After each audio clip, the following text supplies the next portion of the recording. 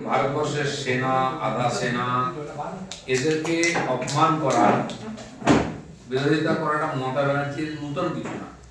সেনাকে তোলাবাজ বলা, বিএসএফ কে ধর্ষক বলা, এটা চিরদিন বলে এসেছেন। আমার মনে হয় বাংলাদেশের লোকেরা বা কাশ্মীরের লোকেরা এরকম বলে না।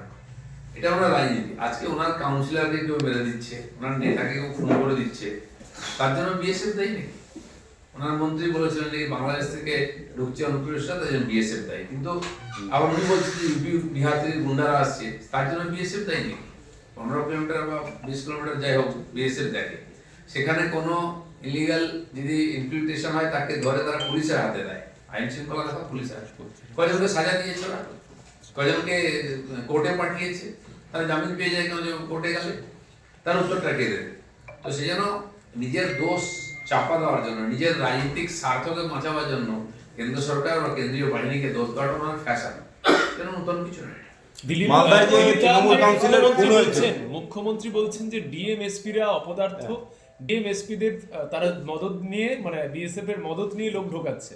নিজের অ্যাডমিনিস্ট্রেশন, নিজের ডিএমএসপি, তাদেরকে মুখ্যমন্ত্রী বলছেন। উনি তো নিজে পুলিশ মন্ত্রী, তার যে সামান্যতম লজ্জাবোধ থাকতো, তিনি বলেন পুলিশকে চামকানোর দরকার আছে।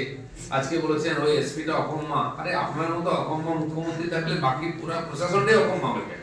কোনো কাজই নেই, তোলা ছাড়া, কাটমানি খাওয়া ছাড়া, আর পার্টির প্রোগ্রাম সাকসেস করা ছাড়া এখানকার পুলিশের কাজটা আছে কি? এফিসিয়েন্সি নষ্ট করে দিয়েছেন। অনেক যোগ্য অফিসার এখনো আছেন পুলিশে, তাদেরকে কাজই করতে হয় না, চামচাগিরি করা, তাবেদারি করা, চোরেদের, এটাই ওনাদের কাজ। সেই জন্য পুলিশের হাতটা ছেড়ে দিন আপনি, ওরা ঠিক করবে।